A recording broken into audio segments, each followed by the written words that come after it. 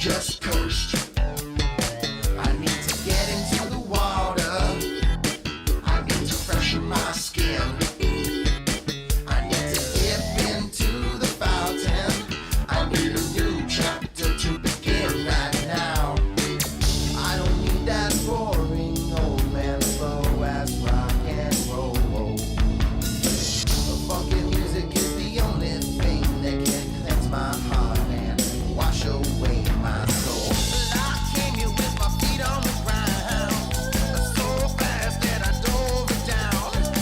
A true love is what I found, and now I'm left here alone to drown. Let me take you to the water, and that's where we'll swim. Let me take you to the water, and you can swim away with him, Lord. Let me take you to the water, and this is where we used to swim. Let me take you to the water, and then you swam away with him now. Ooh, yeah. Ooh. Used to jump into this ocean, baptized by your blood, and now I'm stuck going through the motions. I'm stuck in this mud.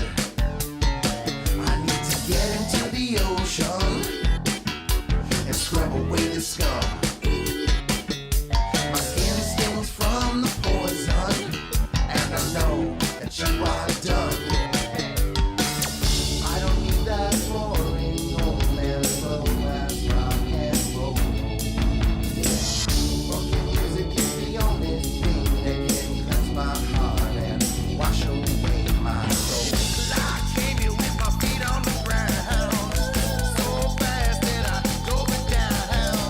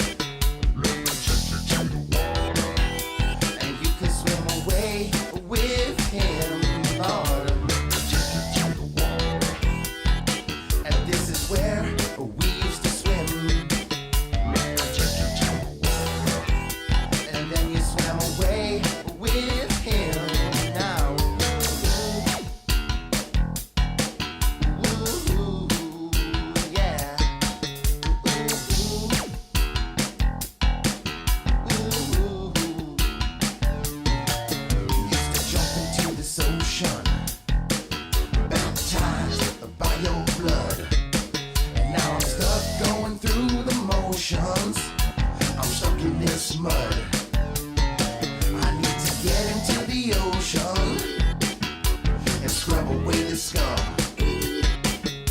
My skin stings from the poison, and I know that you are done. I don't need that boring old man slow as rock and roll. Funky music is the only thing that can cleanse my heart and wash away my soul. 'Cause I came here with my feet on the ground, so fast that I dove it down. True love is what I found, and now I'm left here alone to drown. Hey, hey, hey! I'm trying to swim, but I can't breathe. Help me, baby, now please don't leave. Throw me a life prison unless you think this is what I deserve. And that's where we'll swim. Take you to the water, and you can swim away with.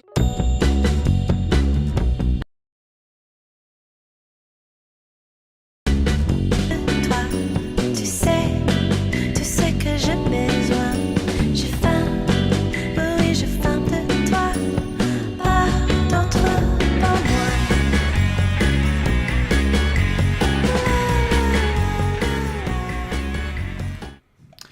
Hello and welcome to Totally Tell Me, a bi-weekly entertainment review podcast where we talk about movies, music, food, and fun. Is something funny, Laura? Did I amuse you? Should I not be eating? No, go ahead. I say eat. We live stream these. Yeah, why not? We live stream these episodes on YouTube and Twitch, and we post later to podcast services. So you could be watching us live, or you could be listening to us later. If you're listening later, feel free to join us at our next live broadcast. We go live every other Sunday, 7 p.m. My name is Dominic Mercurio, and I am here with Laura Weinbach. Laura Weinbach. You took the words right out of my mouth. And joining us today, our special guest today is Chaki. Welcome back. Hey, I am so happy to be back. I love this podcast. And, Yay! We love Chaki Sklar. Wait, can we call you Chaki Sklar? yeah, sure. Oh, okay. Call me whatever you want. You know, Okay. Can I call you Chester? Or is that going too I far? love that name. You know, yeah, like Chester love it? Thompson, the drummer from Genesis. Yeah, Yeah. he's great. I love him. Yeah, thank you so much. This is so fun. Oh! This is my Think favorite. twice. Oh, that's Genesis. Wait, It's just Chucky, another- could you turn up just a little bit on your end? Yes. Is How that- about this? Oh, that'll that's good. There That's we good. go. I just got it. I was good. getting too casual with the mic. I'm getting really comfortable here. I'm comfortable around you. Yeah, get comfortable. Feel Get safe comfortable. around you guys. Yeah, sorry. I'm gonna put in some headphones. You're safe. You're Um, so safe. You're so safe. But this is my favorite consistently released podcast. How about that? Is it? Oh, are we? Okay. I thought the whole point of that conversation that was not publicized to the people who are here now was that we do not release consistently. Is that? What is your release schedule? This is very interesting. It's kind of sporadic because I feel like well, we try to do every other Sunday at 7 Right. p.m. That's what we just do our darndest to do. That's very consistent every other Sunday. It but is it doesn't always consistent. happen. Yeah, but you see, sometimes we skip a week. We've actually been pretty good lately. Oh, okay. We've been good. We've been good for like the last 3 or 4 episodes. That's a good run for us. I gotta get the air conditioner out of the way. Sorry. Okay. Oh yeah, no problem. But yeah, like we were talking off stream just before this about I think releasing consistently is a good thing to do. And honestly, the more often you can release consistently, like as in how consistent you are, like if you could go every day, I mean, or daily. Yeah, exactly. Or do you think that's too much? You guys. I have a question for you guys. Go. Let's get a little meta here. Let's talk podcasts. Let's We're do all it. people Yeah. that have podcasts. And So true. where are podcasts now, do you guys think, in the culture? Do you think they're here forever? Are they just a part of us? Is it like radio for people? Are young people listening to podcasts? Where is it just for people our age? Like, what's going on here with podcasts? Where do you think it is culturally? I don't know any young people, so I don't know shit about them. But I am deep into podcasts these days. What about your younger brothers? Do they listen to podcasts? They're not that young, but Yeah, I know they're not I mean, they're my age. I think they don't listen to them as much as I do. But I think they might listen to some. Yeah. And my older brother I don't think he's as into it. I mean, but he's also, he's a radio guy. He's kind of old school in that regard. That's how I love radio too. I like the live aspects, like Saturday Night Live, right? It's a little more risky, and I love call-in shows. I love when people call in and it's crazy local. I love the Dr. Laura show. It's like my favorite show. What's the Dr. Laura show? It's an advice call-in show, and hosted by this woman, Dr. Laura Schlesinger. She's a terrible woman, extremely mean, terrible politics, terrible views, and she yells at her audience, and it's great radio. Is she on KABC Talk Radio? No, she used to be on KFI for many years, 6:40 a.m. But she got fired for being saying something racist, I believe. And she was saying that like, oh, yeah, she was like, oh, well, they could say the word. Why can't I say the word? And they're like, okay, you don't get to be on the radio anymore. So she's on Sirius XM now. I've been subscribing to Sirius. Oh, go ahead. Chucky, you're still a little low. Someone in the comments let us know. Let me fix that. Thank you, guys. Yeah. Okay, thank you. Welcome, Gemma. First time in the live chat here today. First time?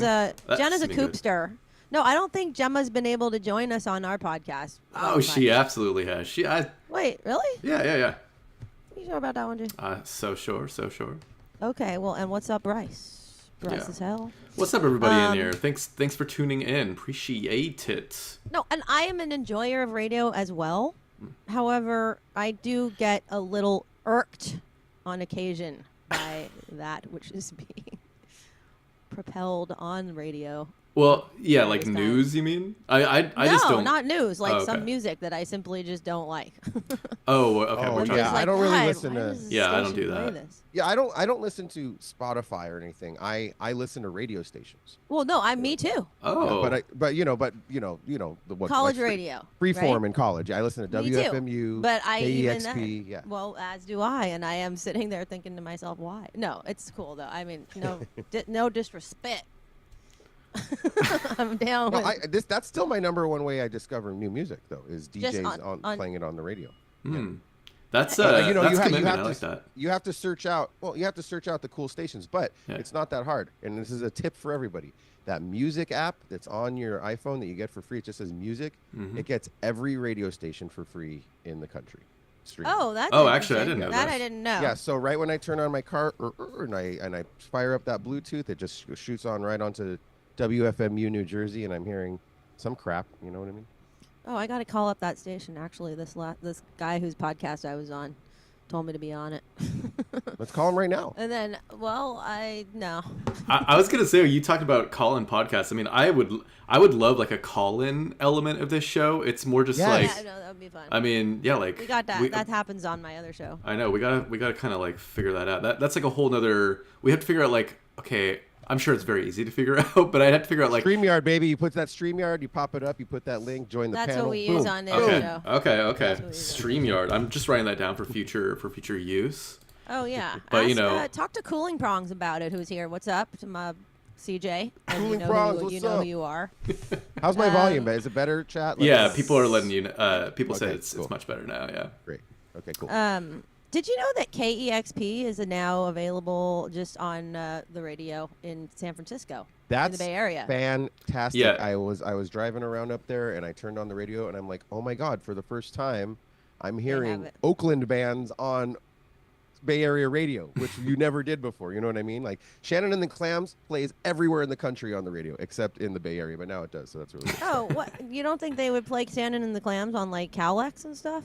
Well, Calex doesn't count. That's a college station. I mean, like on the alternative rock station. Oh no, I'm talking about KEXP. It's like an NPR station. Oh, okay. I'm so sorry. You know what's KEXP is. That's like the Seattle station. You know. Yeah, but it's music, right?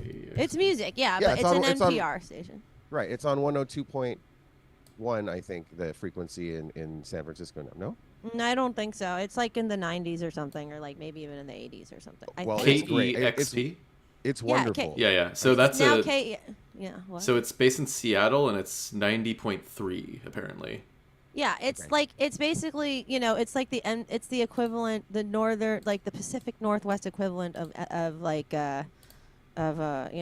what's it called? KCRW. Yeah. Thank you. Oh, no, Dominic. No, not Dominic. Sorry, it's on 90. They have a franchise now in San Francisco. Oh. Seattle station, Right. has set up a station on FM frequency in Oh, San okay. Francisco. So Right. now, for the first time, that's not on the Berkeley College station. They are playing alternative underground Right. music on the FM dial in San Francisco, and it's great. It's great. So San Francisco radio is really killing it right now. You got the KXP, you got KPOO, which is amazing. KPOO's incredible, and K Love the Jazz, name. baby. I Love love the K name. Jazz. Oh, K-Jazz is... K-Jazz, oh yeah, yeah. Chaki, we barely even introduced you up in here too. So let me just. Chaki. Who is this Chaki person with which we speak? Chaki, you're LA based, right? True. Yes, I am. Cool. I probably should have asked this before the show, but Chaki is an LA based comedian and musician. You were just hearing some of his music actually. If you were here a little early, if you tuned in a little early for that waiting room, you got to hear the beautiful sounds of Chaki himself, in kind of a slightly different form. I mean, I guess now you're still hearing the beautiful sounds of Chaki himself, but it's kind The of beautiful sounds of Chaki, motherfucking Chaki. I feel like we should write That a was song about beautiful. That was fucking The beautiful. beautiful Holy Jesus. sounds of Chaki. okay. You should make a song about that, I think. Or I should. Okay. What about I think about the exactly beautiful what? sounds of Chaki. Oh, okay, gotcha. Beautiful sounds of Yeah, Chaki. yeah, It sounds like it could be a show, actually. I feel like that could be a radio show. I am very rarely described as beautiful sounding. Really? I have a gruff voice, and when I chew. Oh, I hate to admit this, that I've been working on this for years. I chew loudly, and I can't help it. And I know people think that's disgusting, and I'm working on it every day. I'm totally fine with it. Thank And you. I That think that makes there me feel should good. be a radio station that's like, disgusting relax sounds. to the beautiful sounds of Chaki. Do you guys It's get like a brain smooth tingles? jazz station. Do you guys get brain tingles from ASMR? Because I don't. It's like a cilantro tastes like soap thing. Yeah. Oh. I mean, not like full on. Like, I'm not like fully just like, oh my god, like. But I see it's like a slippery slope. I'm at the edge of that slippery slope. I'm sort of like seeing how I could go there, but it's not like a full on. But like if someone That's kind cool. of like whispers physically, it doesn't really do it if I'm listening to something through headphones. But if like someone is like physically whispering like right next to my ear, I kind of get it. Yeah, I'm Sweet jealous nothings. of those. I'm jealous of those who get brain tingles. I wish I did. Me too. Like some music does it for me, I guess. Oh, hardcore music. I mean, music gives me chills all the time. But I wouldn't say like, that's kind of different, right? Because it's like, I feel like tingles from music or movies or whatever, or just art, is more like a kind Emotional of over. based. Yeah. It's like an No, overwhelming. I'm talking about. sense of- Yeah, I'm talking about the physical. I know what brain tingles are. And but you get those from ASMR music. Some bands do that for me, where it goes like beep, beep, beep. It's like a physical thing. Whoa, And that's like, cool. well, they're like hitting synth frequencies. It's like that does it to be like Tangerine Dream and stuff, and Coil. Whoa, I didn't know that. I didn't even know that was possible. Yeah, but like the YouTubes don't work for me. Like Yeah. like Fairy Princess talking about Cheetos doesn't work. For me. But maybe They're kind of we talking should- like this. Yeah, maybe. So thank you. Like maybe we could to your audience that does get that. Do you effect, guys we ever could get help them out. like in your Instagram feed just people cooking things and making pastries and stuff? Is that? No, I know. Oh, I get that a lot because I like it, and they incorporate ASMR into that, and I'm very much titillated by it actually. So Gemma maybe I says that do they. get the Gemma says that they get them. yes, should, good, Gemma. should we give Gemma a little brain tingle treat, everybody? Oh yeah, sure. Here, like, what about this? Do the show. Oh yeah, that's good. Oh wait, yeah. There you go. That's real good. Yeah. There That's was a working on me, person. I I'm feel not it. gonna say names. That was almost. There it. was somebody we were on a little kind of tour with, or we did a run of shows in the Pacific Northwest with, and they apparently claimed, and I believe them, to have supersonic hearing. And I was across the room, and I had like a wrapper in my pocket, and I was like, okay. Were you testing them? Yeah, I was like, do you hear anything right now? And did they? Of course they didn't. She was across the room and she's like, it kind of sounds like this. And she pulls out like a gum wrapper and goes, I was like, So fuck, supersonic. this That's is incredible. real. Supersonic hearing is real. I don't buy that for one goddamn second. Oh my God, it was totally true. Wait, Some how people's- across the room were you? Like, how big is Way this room? across. Okay. Trust me on this. It Okay. was Some not- people's, there's Synthenasia. What is it? Where people see Synesthesia. Synesthesia. Synesthesia, yeah. You know who gets synesthesia? Who? Bill Cosby. No, I'm just kidding. I don't know anything about him. No, but no. Oh well, we unfortunately know some things. No, but then no, at this you point. know who Well, a does lot get of them. synesthesia is babies. Oh. Babies motherfucking get that shit. How do you know? Yeah. Because it's a thing. I heard it on the Radio Lab. Oh, They were talking. Speaking Those of guys- They radio, were speaking to babies. They were talking about how babies, like for the first, I don't know how long, maybe at least month of their lives, probably longer, their senses are still calibrating. So they do see sounds and hear sights and things along the lines of that. And I myself, I hate to say it, but have experienced such tale. As a baby. No, as an adult, actually. That's, well, like definitely like. Well, certain- drugs can do that. No. Well, yeah. Sorry, Chaki, I have actually seen the vibrations of a person who was playing trumpet that shot across, like out of their instrument before. I believe. Walking down the street, it was really, really weird. It was like this guy who I think he was probably houseless or something like that, and he just had a trumpet, and he was on the corner. It was nighttime, and we were walking down the street, and all of a sudden I see this just like shot of what looked like almost water. It almost looked like water coming out of one direction, and I turn around and I see that this guy's like playing trumpet, but I could see it.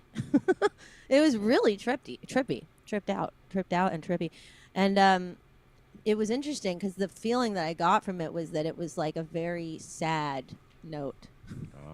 Like this person was really, really sad when they played that note. Wow. And the way that it looked was very emotional. It was like, like I said, it kind of had a watery kind of quality to it. And yeah, it was just very interesting. I feel bad for that Yeah. person. That's very cool that happened to you. Mhm. Yeah, but maybe, maybe tomorrow they'll play a happy note. Yeah. And it will look something like cotton candy or something like that. I don't know. Who knows what a happy note would look like? I mean, I think well, with people with synesthesia too, it's like things are correlated to colors specifically, or like music would be colors, or it's like taste. It's Well, like okay, one of your colored, five but senses. In what form? In what form? I mean, color is not just simply color. There's like texture to it. There, But I think like color I think like with people with synesthesia, it's not even it can be I guess maybe emotion too, but how I've always heard it is it's like two of your five senses essentially are like linked in a sort of way. So it's like you see something, or like you hear something, but you see the color of what that is, or like you taste something and it sounds like something, or like it's like two of your five senses are like kind are of doing this. mixed Yeah, up. yeah. No, I got it. But like when you see a color, what are you seeing really? I don't. It's hard to describe, right? It's like The color is kind of an abstract idea. Colors are what kind of describe an object or a thing. You know what I mean? Yeah. So Yeah. you're seeing some texture behind that color. to And a are they degree. seeing it just in their head, or are they seeing it like in front of their eyes? That's what you know. that's it. My I've experience always was seeing it wondered. in front of my eyes, full on. But, like, it was I- like as if it was in midair. I could definitely, certain music and certain tones and certain notes and certain frequencies definitely say, oh, this sounds like orange. This sounds like yellow. This is a blue. Yeah, this is yeah, cool. yeah. And like that, Right. like when I listen to Social Distortion, it's just like a big fucking shit brown that goes across my brain. Yeah, I mean, like I think in an abstract way, I listen to something and it generally feels like a color to me. But I think it's like more extreme, or at least I assume it to be far more extreme for people with synesthesia, where it's like full on. You like can't help but you're like actually seeing the color of it. Because like I think like certain like a vibe of music will give me red or whatever it is, but it's like it seems like it's far more intense or something. Yes. Which I mean sounds awesome. I know that Joanna Newsom talked about when she was working on that album Ease. She was like, I really want this section to be very yellow. I get it. Things That's like a good. that. It's a good way. It's good musical direction. It is. Kind of, but I think that it's so subjective in terms Yeah. of how you interpret, what sounds or what colors. I think that I myself do associate, colors with certain sounds, but actually more, I think for me, it's about bright versus dark. You know what I mean? Yeah, Or absolutely. kind of Yes. light and Yeah. dark, and that can be used to describe both tone and kind of Production, everything. harmonic Production, harmonic, everything. We- arrangement and Yeah, stuff like I that. love But it. anyway. Sounds I like love it. Music's the best thing, right? Oh, I mean, Pretty yeah. good. Sounds like we got a couple synesthesiacs up in this chat right now. Oh wow. That's so cool. Gemma's saying that they've made some art that they tried to like from synesthesiac. Is that how you say it? Synesthesiac experience. Synesthetic. Yeah, but it's like synesthesic. Synesthesic experiences. Yeah, synesthesia. And then we got mustard ketchup mayonnaise. Welcome in. They say that their wife has synesthesia, and that's why she gets so emotional, because when she gets angry with me, she goes red. Oh, I see. Okay, this is a bit of a joke, I believe. I think I just fell into a bit of a trap here. But but welcome on in. I mean, hey. Are you being trolled? I think I might be being. I see them as they come. I see one thing at a time. You know what I mean? So it's easy to fool me. If you get trolls in your Twitch chat, that's like you're on your way to fame and fortune. I know. Actually, that actually is a very good sign. Yeah. Don't. Thank you. Welcome in, haters. Welcome troll. Yeah, please clip like one. Yeah, clip all it. Your troll friends. Welcome troll. Love doing part 1. Part 2 was terrible. With the dentist. Actually, didn't even see part 2 or 1, but I have seen. You got to see Troll 2. It's incredible. Yeah. Troll 2. It lives up to the hype. Does it? Okay. Yes, absolutely. Yes. Wait, we watched. But back to the other what? The last time you were on, was it Gremlins that we watched? We watched something. Gremlins 2 or something. Oh no. Oh wait, no. When Chaki. Yeah, was when on? Chaki was last on. No, it was like Christmas something. Christmas Evil. Or whatever, Elves. Right? It was Elves. Oh, Elves. I love. Is that what the movie's called? It was Elves. Yeah. Okay. Elves? With Grizzly Adams is the mall Santa fighting the Nazi elves. Yes. Okay. Yeah. What a movie. What a fucking movie. I love that. Thank you. Well, what Thank a you movie guys. Gremlins 2 is. Gremlins 1 and 2. I mean, no, Gremlins 1 is quite dark, but I do love Gremlins 2 for those who are in the know. Gremlins 2 is a masterpiece. It's and a masterpiece. I don't so use that word often, actually. Gremlins no, I 2 agree. Is a masterpiece. It's so good. It's just so good. It's one of the greatest movies of the 80s. Absolutely, really is. Hands down. Yeah. Wait, did it come out in the 80s or in early 90s? Maybe early 90s. I'm not great with years. Mm-hmm. No, my kid is obsessed with the music to that movie, and I showed it to him at an early age, and he just now is obsessed with movies that are like that. Really? Oh yeah, he really loves visceral, cool, practical effect movies from the 80s like and 90s. Puppets flying around on chandeliers and stuff. Yeah, I get it. That's his thing. I get it. And I get it too, because that's what I love. Yeah, me too. Almost like I bet he might really be into monster puppets made out of farm equipment. Oh, for sure. Oh, you mean such as in November? Such as. Which, by the way, maybe I should have mentioned too at the top of the show that at some point in this episode we will be reviewing November. But if you've made it this far, I think you already kind of know the drill. But we're just gonna be chit chatting until. Which does have puppets, people. There's puppets in this movie. Oh, fully, yeah, definitely puppets in there. But we'll be talking all about that in a little bit. But we're just gonna keep on keeping on up in here. Yeah, I'm not trying to push it forward. No. It was a good way to actually mention that at some point we will review. Well, what other movie? When you say your kid likes other movies like that, please. So what's up? What else is on the list here? I mean, okay, Alien. I hate to say it. That's a little on the darker side. I mean, I was actually pretty. I was pretty surprised when my husband said it was okay for him to watch that, because I'm the one who showed. Well, his first favorite movie actually was Willow, and that's one of my all-time faves as well. Many pups in that movie. So many good moments, so many good just everything. And it's funny because I loved it when I was a kid. I saw it in the theater as a kid, and then I watched it again in my kind of early 20s, and I was like, oh, it's not as good as I remembered. And then I watched it again much later, and I was like, wait, this movie is freaking amazing. And then I watched it again not that much later after that, and I was like, yes, it is still amazing. Okay. And then I've been watching it on repeat for the last 3 years, and since my child was born, because he wants to watch it all the time, and I'm like, yes, I love it every single time. It does. So repeated viewings of Willow are rewarding. Yes, okay. They are, and there's just a lot of good. I mean, the music is excellent. James Horner, shout out.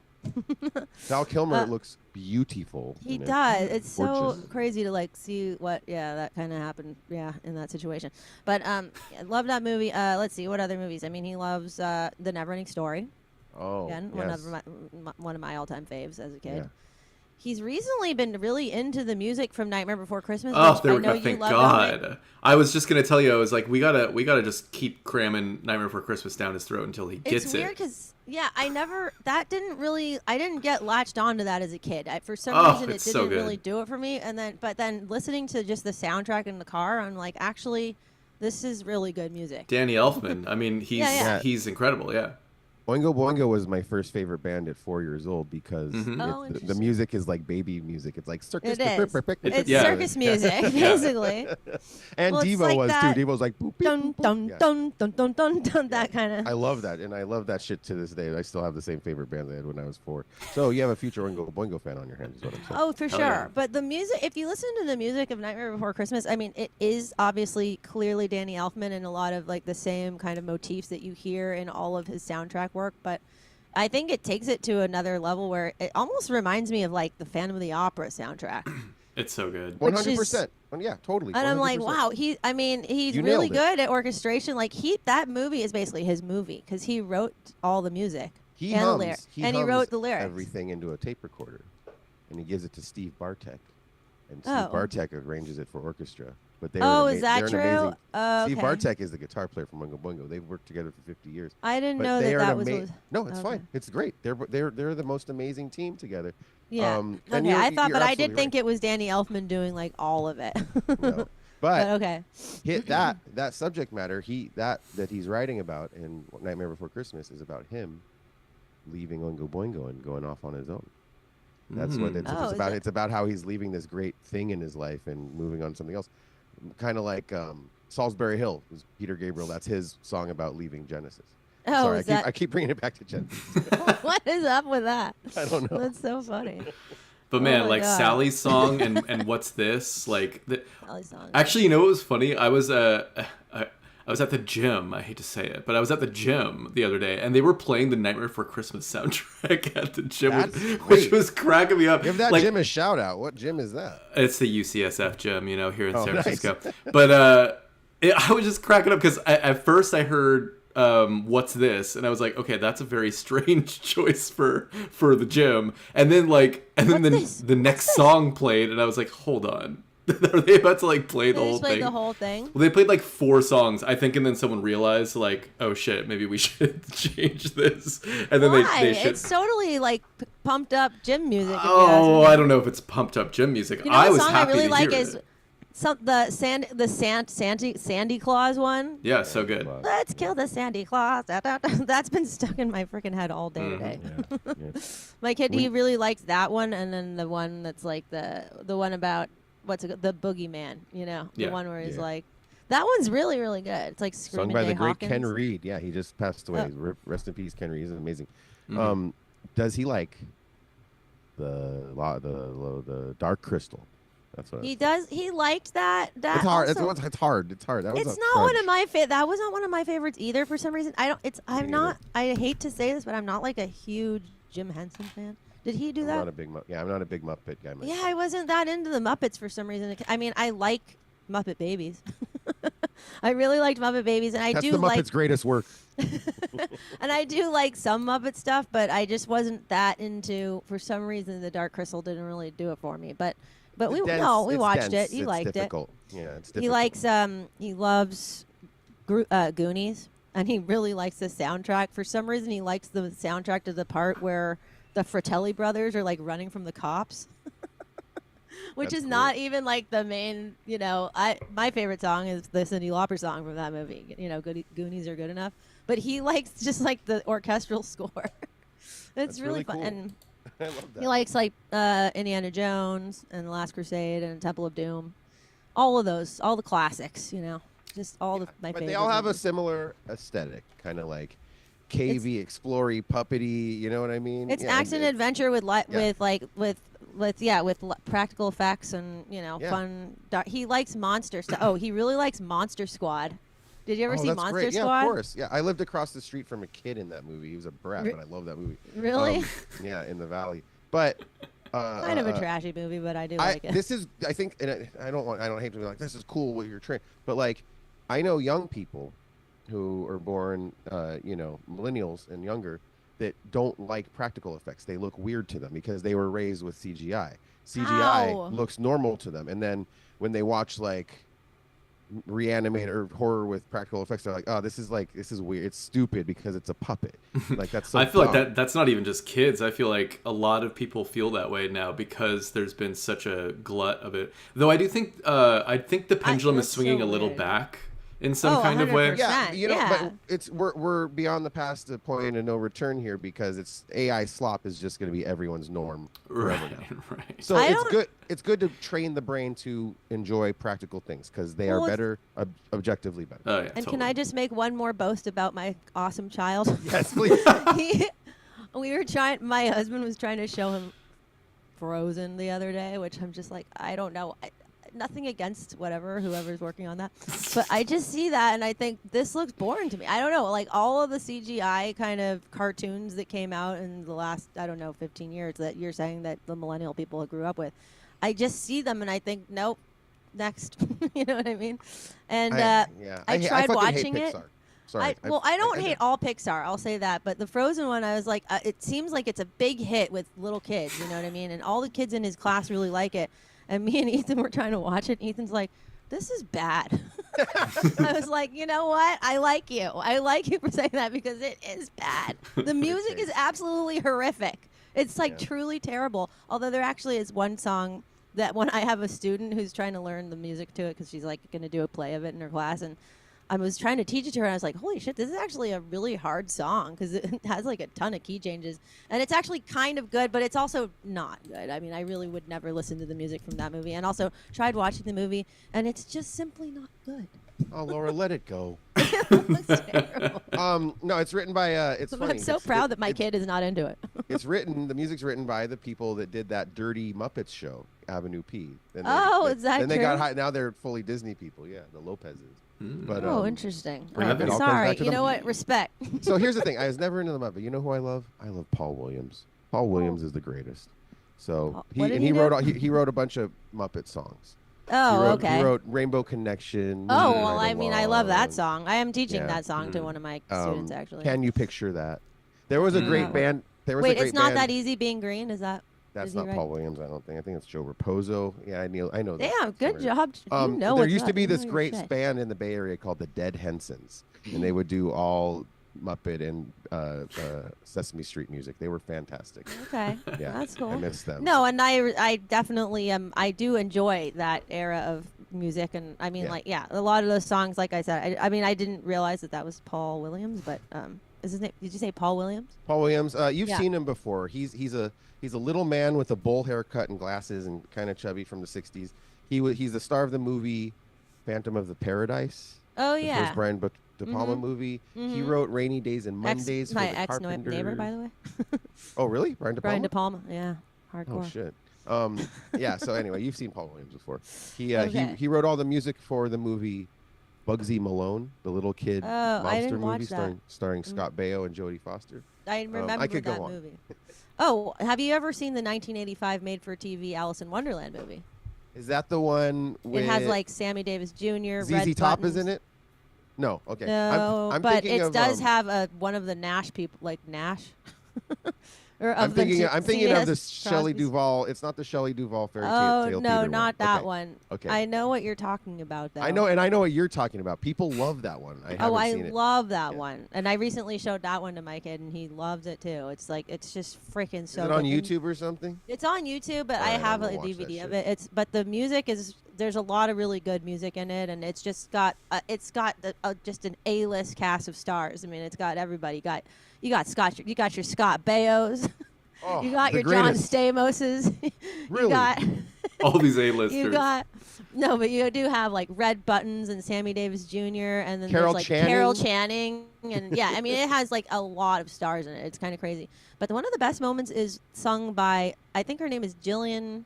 Shoot, I forget her last name, but she does this song called Gillian Anderson, the blonde woman, right? She's not blonde. She has brown hair, but she does. Oh, okay. She sings this song called "Emotions," and if you want to watch a clip from that movie, I would really recommend wating that. And particular- Jillian, I'm sorry, and Jillian. And Jillian, yeah. Watch that scene. It's freaking really good, really, really good. I mean, Okay. just that song is really good. But there's a lot of great songs in it. But yeah, I mean, I watched that movie just on repeat as a kid. Repeat. I would watch wonder it, who wrote rewind the it, and it's music. like a 4-hour movie, by the way. Well, it was and, probably a oh, and- two-parter. It was. And Anthony Newley, who wrote Pure Imagination from Willy Wonka and the Chocolate Factory, excellent song. You know that song? One of the greatest songs, yeah. Yeah, he is also in this movie of Alice in Wonderland from 1985 and wrote one of the songs sung in this movie called Smile. Okay, thank you. Or laugh. It's called laugh, not smile. Very much, very I'm gonna similar watch to the this. Charlie I'm Chaplin. gonna watch this. You know, should. yeah. We should have done this one for the show. Whatever, Next it's fine. Next time. Yeah, I mean, I just can't speak highly enough of this movie. It's so good. I mean, it's long, but it's really good. And yeah, my kid is really into it. And rightfully so. Rightfully so. He has good taste. Okay, enough about that. But can I just really quickly, just on one more aside, get back to what you like? We were talking about podcasts that we like, and I was talking about how I'm really into this one called Frightful Howls You May Hear. And then I'm You just said you so were- curious. Oh, So go. you're an occult practicer yourself? I dabble, and I'll tell you why. I just dabble. It's Yeah, because when I know people, I'm an old man, and I've known people for a long, long time. You're a man. who- You're a guy, by the way. I'm an old guy, and I've known people who have gotten way too into magic, and And what happened? going to the OTO, getting involved with the temples, and when something happened, and I mean, you could even say this happened to Kenneth Anger and people like that. Mm-hmm. Is like when you get too into it, you see too much through the looking glass of reality, and that nothing matters, etc., and everything's you can manipulate it, blah blah blah. But nothing matters, and it breaks your brain. And then people I know who get too into magic, they can't hold a job. They can't deal with stuff in the real world. They can't have a relationship. They don't hold a job. So that's why I say dabble. You got to keep one foot in reality, Laura, and one foot in the world of magic when you dabble. Okay. So I say yes, I dabble, but I do believe it. I believe that reality is something that we can manipulate and manifest and set intention and stuff like that in the universe. You could ask it for things, and it brings it to you. I do believe in that stuff. Yeah. So is like going too And do you far. do that stuff? Is going too far like if like any problem comes to you, you're like, oh, there must be like a spell or something. Like what's going too far for you? Or like what do you think is what is- causing what you to does- go off the deep end? Yeah. I What's don't know. the? I think it's when you, and it's a logical thing to like once you like, they say open your third eye and you break through wherever this dimension are that we're in right now, you know, and you don't look at things as material things, and you see energies, and it makes sense that you like wouldn't care about reality anymore. It's like logical to me. But I think going too far into it is just like when you're like really spending a lot of time talking to entities and manifesting gods, and maybe getting a little too far into sex magic and stuff like that, you know. But you know what? But like lighting candles and asking the universe for stuff, it's cute. Yeah. Yeah. May as well. How about you? What about you, Laura? Where are you at? In this whole I'm just a thing? student. You know, I just I like to learn about stuff. You know, and I just find it great. interesting. Yeah. I'm like all things occult and sort of, you know, folk magic and tradition and things to do with, well, I guess just the power of, I mean, I hate to diminish it to the word whimsy, but I think there is a whimsical element to magic that is fun and that is malleable. And I really like that about it. I think that there's a lot of cool things that you can kind of explore with that. And, you know, just, I mean, I like stuff that is of the I think I like stuff that is kind of steeped in tradition and in the past and in the old ways, and I don't know, I'm just drawn to it, but it doesn't mean that I'm like necessarily a practitioner. Yeah, you're not wouldn't call you the old witch down the road or anything like that. I mean, yeah. You're the young witch down the road. But no, no, I yeah, mean, look, I do think that I do dabble actually. I think what you just said is so wonderful, the whimsy thing, and that's what chaos magic is, right? It's taking things around that works for you and creating your own little world, and figuring it out and being whimsical with it and silly, and life is fun, and there's stuff happening here that we can make life more fun. And you know what the most powerful thing, and I'm not even just like bullshitting, the most powerful fucking thing in the world where you could manipulate reality, the shortcut to manipulating reality is music. I swear to God, and I've seen you do it, Laura. I've seen you play music, and a whole room is in a crazy trance, and we're in another world, and you are a very magical person. I've seen it myself. So yeah. Oh so my God! you should, as you are should, you. Thank, well, as thank you. as we all are. I think I try the to three add of some us. whimsy to it. Yeah, and you too, Dominic. You are too. But I think that's really good that you could like practice it, like try to figure it out and unlock how you could really control it. I mean, I know you already can, but, you know, I mean, Well, no, I'm saying I this to think- everyone. I'm saying this to everybody. And I think that's one. Yeah, I think there's a lot of traditions to be explored, like in terms of actual sort of grimoires and reading about how things have been done in different sectors of magic and how what's worked for people and things like that. But as far as you said, chaos magic, which was interesting because I didn't really know about chaos magic before, but I was this show that I'm listening to, The Frightful Howls You May Hear. Like I said, it's like a crash course on basically all things magic and occult, and I'm so intrigued. Every episode is like a different aspect. So one of the most recent episodes I heard, and I will try to make this short, was on the DKMU, which is, I don't know if you're familiar with that, but it's like, and I don't even know if I can tell you exactly what those letters stand for, but it was like basically this one aspect of it is like that there was this guy who created this sigil that was like basically kind of rooted or connected to chaos magic, where like if you write this sigil somewhere and you do these different kind of like mudras or whatever, that you can wait, maybe I'm confusing this with with this time bending magic thing, but anyway, it was like basically a way of tapping into the other, beyond the veil, and like creating, like you said, kind of like when you said that using the word whimsy was a kind of way of, it's basically like inserting an element of realizing that things are not always what they seem kind of thing into your day, but also being able to do crazy shit that can lead to like earthquakes and like rainstorms. And You don't want to do that. but I think when I hear the word chaos magic, I think of stuff like that. But I think it's really just about kind of the assault on reality. It's like all about trying to kind of crack the shell of what reality as we as a society deem it is, which is basically like consensus. Like reality is what is the consensus reality. Yeah. And so I think maybe the idea behind this DKMU thing was like to make a crack in that and like get people to kind of spread this sigil around as a, I don't know. There's a That's lot of- kind of what there's- helps make it work. Totally. It's like a group power focus, group focusing. Something like Yeah, that. that's all. It does work. And you know what? Sigils has never worked for me. I've jacked off on so many pieces of paper, and nothing's ever came. I'm still, but no. There's other cool groups like that. The Discordians were like that, and then there's like that Bob Dobbs. What are they? The subversive? I forget. But like, there's lots of like, hey, like pranksters, right? Like. No, Photomencus. Have you ever heard of that? Mm-mm. Oh, that Sounds a little it's nasty. the time lord. Subgenius. That's what I was talking about. Photomencus is like apparently it's a viral. What's the word to like that? It thrives on being viral, like basically passing on this word Photomencus and like saying it and repeating it like a mantra. Well, you just that- did their thing for them. Then you just. Well, passed no, it no, on no, to I them. You said it did, like but 3 I know it's times. weird.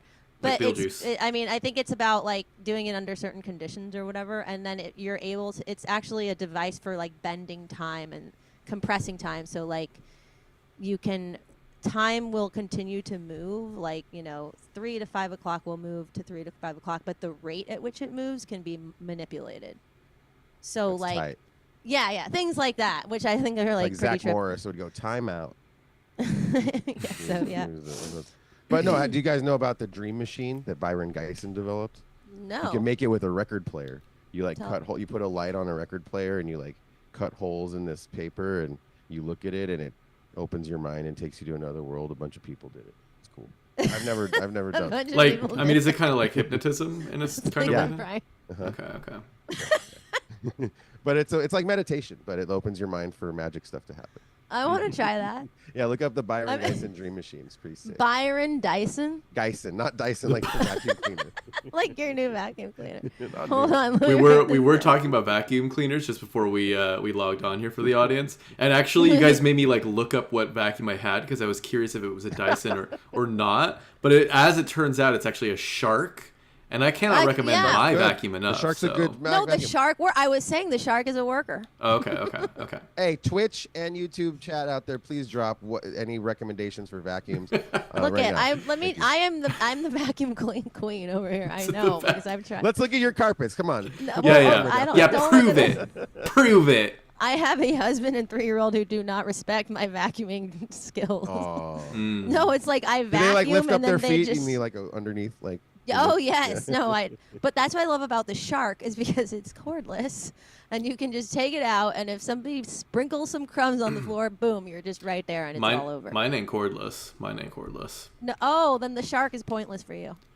Oh no, it's so strong though. There's like multiple settings, and if you crank that sucker all the way up to its like highest setting, I mean, it's basically like driving itself across your rug. Woo! It's like, Oh yeah. Have you guys ever had a Roomba situation? I've never. I've tried the Roombas. Those are some bullshit. Yeah. Okay. I personally have not had a Roomba, but I've seen other people use it. But yeah, like, I don't know. I actually don't mind vacuuming, so it's not like it's really helping me to, like, that time is not, I mean, whatever. Like, I'll do it. It's not like one of the chores I need. I like when a cat rides one around, though. That's cute. When the cat's on top. I love when a cat's on top of a Roomba, and they that's cute.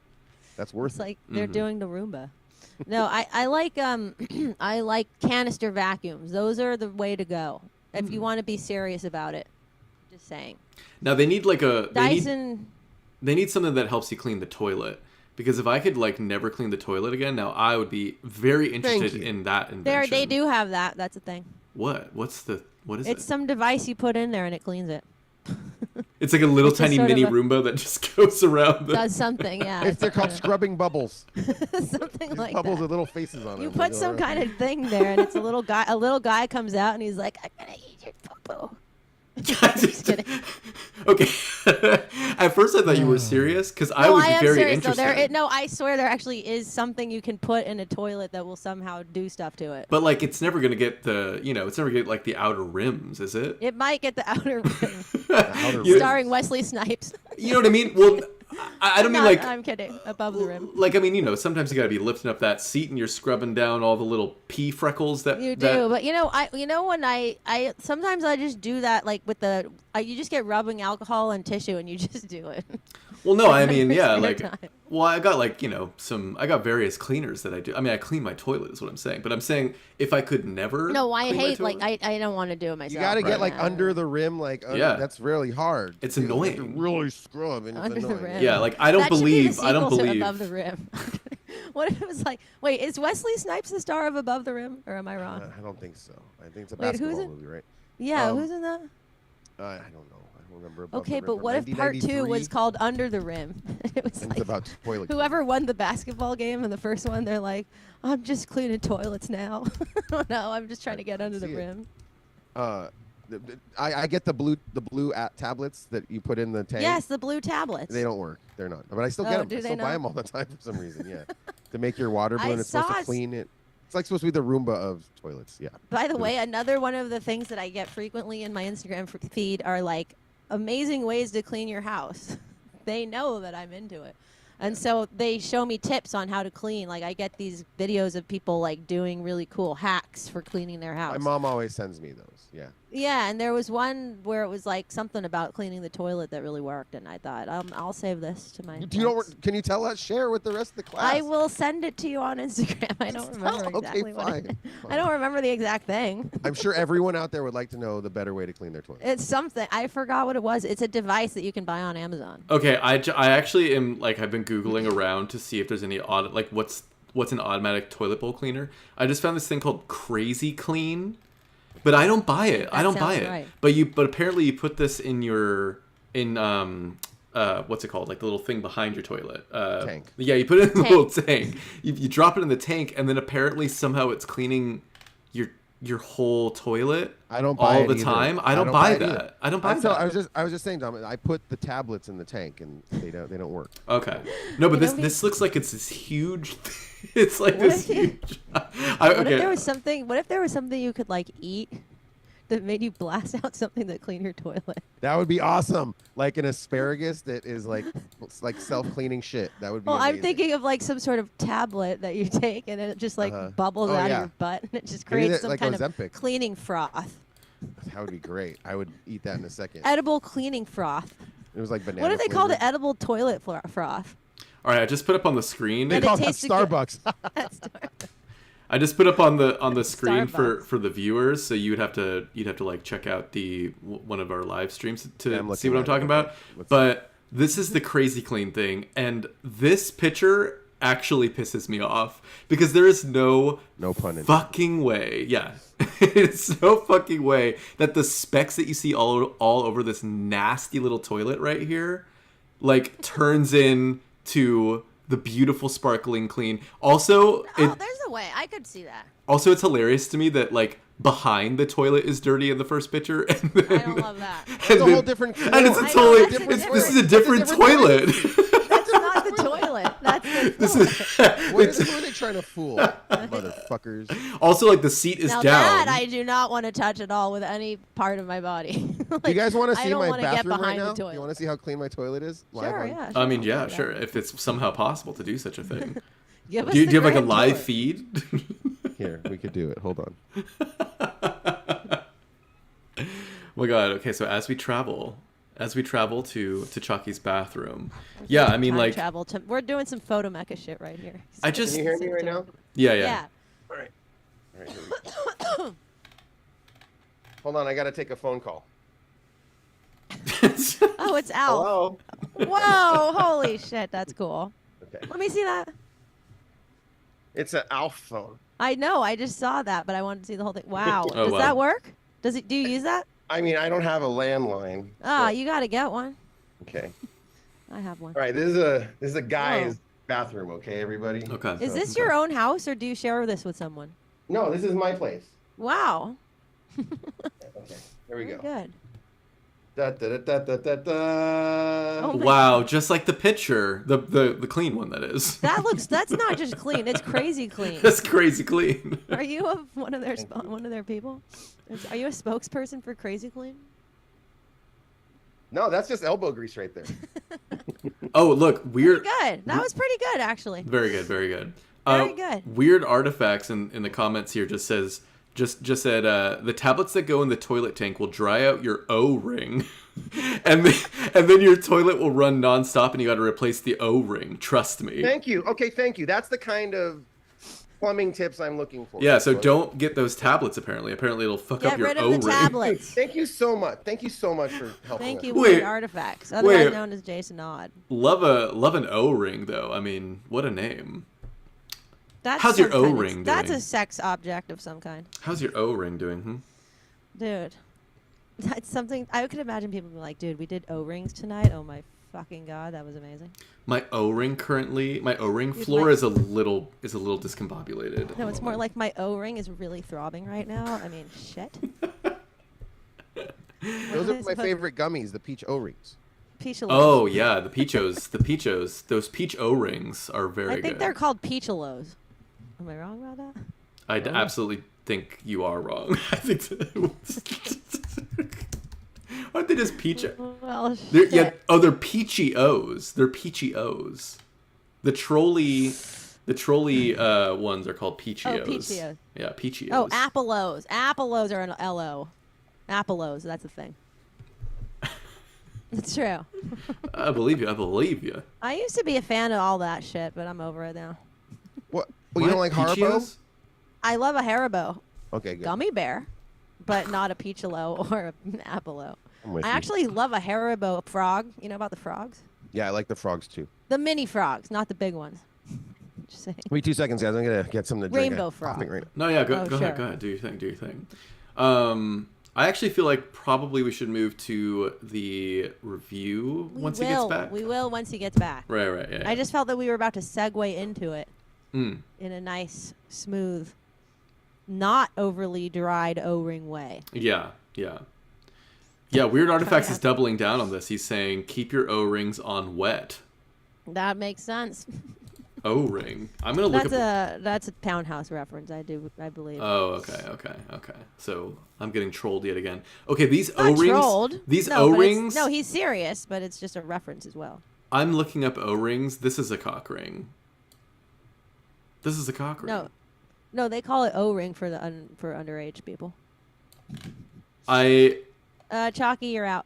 It keeps the pipes in. It keeps the Oh, there pipes. you go. You know, it seals the pipes. It Yeah. seals the pipes, all right. It seals the rectal pipes. New flavor 7-Up, everybody. Sorry. Oh, Oh, damn, just dropped. Oh, I've heard about this. I've actually heard about this. I could be very interested in such a thing. Wait, you know what? I think I'm gonna hit up It's one mid. of those. Hold on, I'll be right Oh, back. mid? Okay.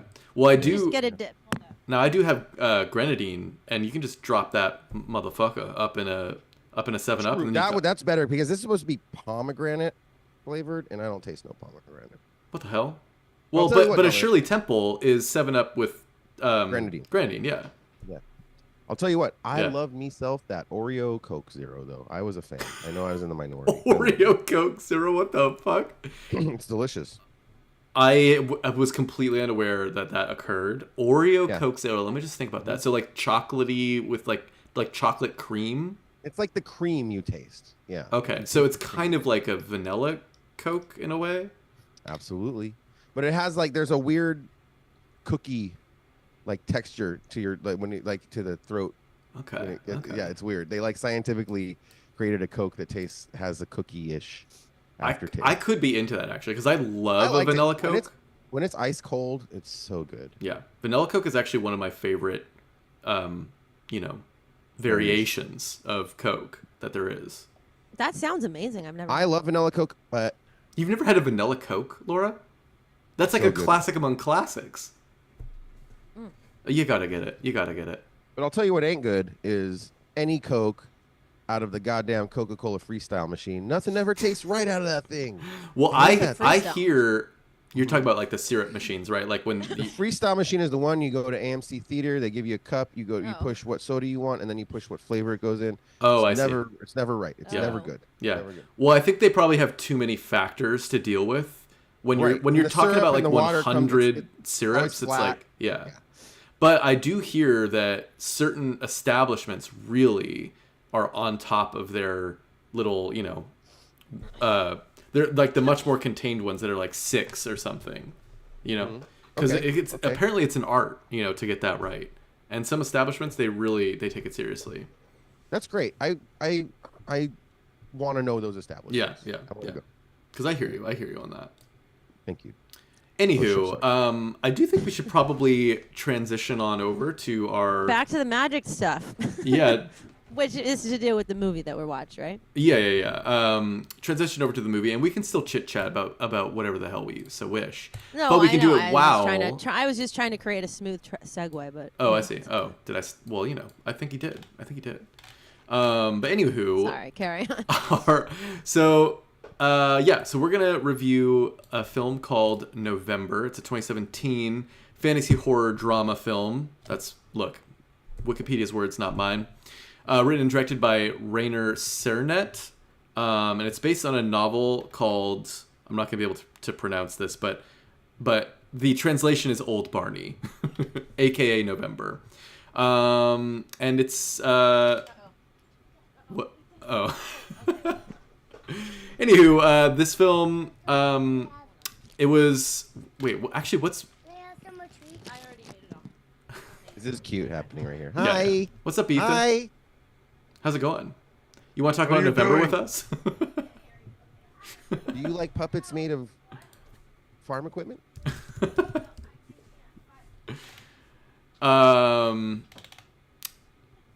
He's not wearing pants. I mean, neither. Oh well, yeah, exactly. I'm totally nude, waist down. Actually, that's how I always do these podcasts. Well, Just that's kind of makes me fine feel for you. free, All right, go ahead. Sorry. Anywho, shot in Estonia, I believe, and it's a period piece drama, horror drama fantasy. It takes place in 19th century Estonia. Follows various townsfolk that are living near a sort of mansion, and there's kind of spirits of a certain kind that are inhabiting, I guess, like farm equipment. And there's kind of like a whole economy behind how they get these souls for their farm equipment that then kind of does their bidding for them. Film, again, came out in 2017. And just so you know, we are going to start with no spoilers. So we won't be getting too deep into the plot. At first, we're just going to kind of talk about what we thought about the film, what we liked, what we didn't like on a higher level. And then after a little bit of time, we'll get into kind of the nitty gritty and get into more specifics. So if you haven't seen November, you can still keep on listening if you're curious about our thoughts on it. and then we'll let you know when we're getting into spoilers. So for now, let's get into the review itself, and we'd like to start with the guest here. Totally Tell Me. So, Chaki, what did you think overall of November? Folk horror is pretty difficult for me, Dominic, and it's because I don't like European shit. I'll tell you, like, I hate Irish music. I hate Lord of the Dance. I hate Oktoberfest. I don't need Oompa music and people in overalls getting drunk around me. British stuff is so dire, and well, so I really like Eggers as a filmmaker, but the Vivitch didn't hit for me in the way it hit for everyone else. Oh my god, I love that movie. I love The Lighthouse though. And looking very forward. I think he's such an interesting, and I think this director is super interesting too. And when this started, I was like, oh, god damn it, another dreary European folk horror thing. Oh, it's gonna be so long, and it's gonna be these people talking in rainy farm. Sorry, I gotta pick up these people. These people talking in wet farm barns but this was spectacular. I loved it. Like it really. Whoa! You really flipped the script. Totally knocked me out. That's cool. That's called broadcasting, people. Okay. Damn. Yeah, you keep me on the edge of my seat over here. No. Yeah. It after the first 30 minutes, I was completely in. But actually, after the opening scene, I was in the opening scene, which opens up with this super rudimentary. You don't know what it is. It's like this robot or something, and this is what my thought was, because I came in completely blind to know it. And this thing starts grabbing a cow. This like rudimentary robot with like a skull head made out of sorry, before you continue, we just have to announce that we're not going to give any spoilers, but I'm talking the opening scene. The opening scene isn't a spoiler. All right, okay. I just wanted to make sure that you knew that. Okay. Yeah, I'm not going to get. I mean, can you even spoil this movie? Really though? Like, I guess not. I don't know. Yeah. The plot is so like. Anyway, but it's a vibes movie. So I will say, if you let it sell, anyway, there's this crazy robot thing in the beginning that steals this cow, and you're like, what is this? And it's crazy right away. This movie's crazy. So you're kind of in right away, and it gets crazier. There are some long stretches of nothing that happens, but it is a vibes movie. If it's hard to follow the plot at first, just settle in and let it soak over you and wash over you, and you will understand what's happening eventually. There's a lot of like really old folk stuff happening. There's a lot of Shakespearean style romance stuff. Like, there's a lot of Hamlet in this, and there's a lot of Romeo and Juliet in this. And with ghost spirits, old dead people talking to people. But really, this is a movie about how you have to survive the winter, and you do anything you can to survive the winter, including selling your soul to the devil. So winters in Estonia don't look pleasant. But I really love this movie. It's funny too. This movie's really funny, and it made me laugh a lot. I kind of wish it went funnier, which is silly of me to want that, but because it showed it does have a lot of silliness and humor, and so I don't know. I could keep talking about this movie, but I don't want to spoil it. So I want to hear what you guys think about it. But this movie made my pants dance. Oh. Good one. Laura, what did you think of November? Funny. It's interesting. So all the ways in which you described foreign cinema that you folk horror in terms of like I things love that foreign you, ones. Oh, sorry. I meant European cinema or folk horror in the ways that you don't like it are all the things that I tend to like about folk horror cinema. Usually. Huge fan of The Witch by Robert Eggers. That was probably my favorite movie that came out in the last like 20 years. But what can I say? That one really spoke to me. But this movie, I was expecting more. And I have to say, like, when we were first introduced to this mechanical, like, animated being that was clearly the work of some kind of, enchantment that was cast upon these inanimate objects that were now like basically the form of an animated servant for these like very poor, I guess, peasant farmer type people. I was like, oh, it's gonna be like this. It's gonna be one of these kind of.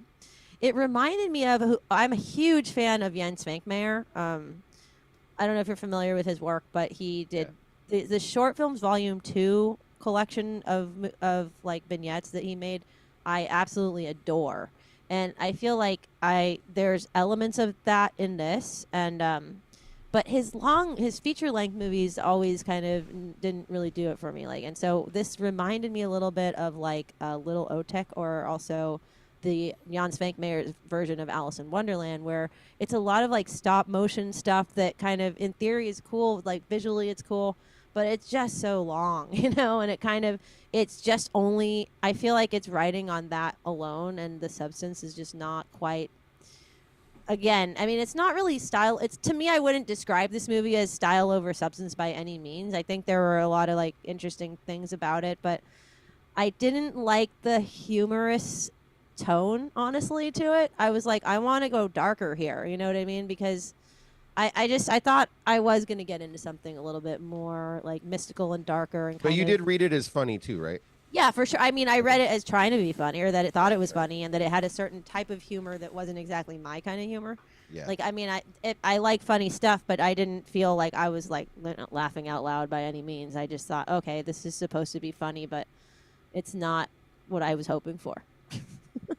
You know what I mean? No, I get it. I feel you. Yeah. I didn't know those things were inhabited. Like, so I thought this was like, oh no, this is gonna be like Wild Wild West. Like, these guys have weird technology kind of stuff. No, I think that it was like, that's those. so stupid. I was glad too. I think that these things were. I mean, it's about, there's like witchcraft elements involved in this whole thing. It's all about the kind of implementation of, I guess, traditional like folk magic in Estonia, in kind of the everyday lives of, sort of the peasant like society, and how that affected. But what I kept wondering was why, if they're able to manifest these things, like, and they have these very strong beliefs in spirit, and welcoming their ancestors in certain ways, and serving their ancestors, and also like creating animated